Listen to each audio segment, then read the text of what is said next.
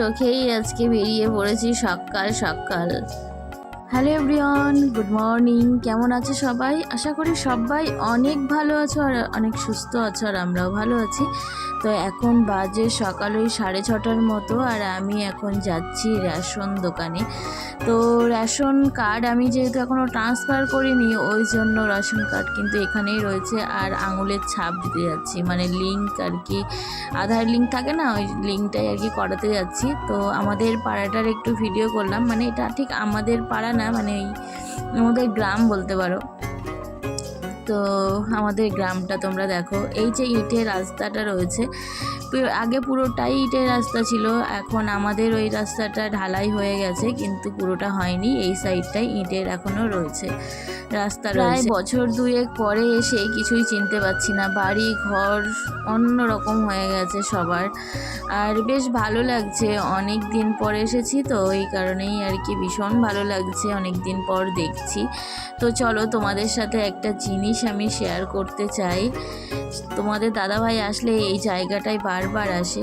তো এই যে দেখো, এই রাস্তাটাতে আমি যাচ্ছি, এই যে ছোট্ট একটা খালের মতো দেখতে পাচ্ছ, খালও ঠিক এখন নেই, ড্রেন বললেই চলে। এটা আগে বিশাল বড় নদী ছিল। তো এই জায়গাটা থেকে বোট যাতায়াত করতো, মানে দুটো বোট পাশাপাশি যাতায়াত করতো, মানে খেয়া কিন্তু না। বোট বলতে তোমরা বুঝতে পারছো কিনা জানি না, মালবাহী যেসব বোটগুলো হয়, তো ওই বোটগুলো আর কি যাতায়াত করতো। এখান থেকে ধানের বোট যেত।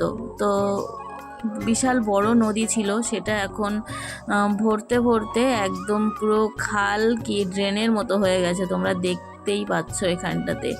তো জোয়ার আসলে একটু খালের মতো হয়, মানে একটু জল বাড়ে, আর ভাটার সময় ঠিক এরকমই হয়। এই যে বাঁশের সাঁকোটা দেখতে পাচ্ছ ওপারে যাওয়ার জন্য, তো আমরা কতবার এই বাঁশের সাঁকো দিয়ে যেতাম।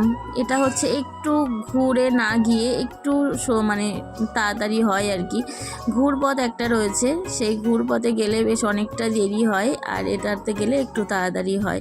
তো আমাদের যখন বিয়ে হয়েছিল তখনও কিন্তু এখানে বোট চলতো আর কি। আমার বড়মশাই আর আমি দুজন মিলে এসে এখানে ফটো তুলেছিলাম বিয়ের পর আর কি, নতুন নতুন যখন বিয়ে হয়েছিল।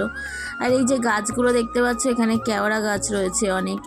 এই যে এখানে রাস্তা দিয়ে পাতি হাঁস চড়ছে, সকালবেলা সব হাঁসগুলোকে ছেড়ে দিয়েছে। এই যে হাঁসগুলো এখানে রয়েছে, আর বাচ্চাগুলোকে ওই যে নেটের মধ্যে রেখে দিয়েছে, বাচ্চাগুলো যাতে রাস্তার মধ্যে না আসতে পারে ওই জন্য আর কি, আর বড় হাঁসগুলোকে ছেড়ে দিয়েছে। তো আমি এবার ঘুরে যাচ্ছি বাড়ির দিকে, আমার ওদিকের কাজ কমপ্লিট হয়ে গেছে, ওই জন্য আমি বাড়ির দিকে এগোচ্ছি। পুচকিটা তো বাড়িতে ঘুমাচ্ছে, আর আমি সকাল সকাল উঠে এসেছি ঘুম ঘুম চোখে, প্রচণ্ড ঘুম পাচ্ছিল, তারপরেও এসেছি, দরকার ছিল ওই জন্যই। তো ভাবলাম তোমাদের সাথেও একটুখানি ভিডিও করে শেয়ার করি। তো কেমন লাগছে অবশ্যই জানিও।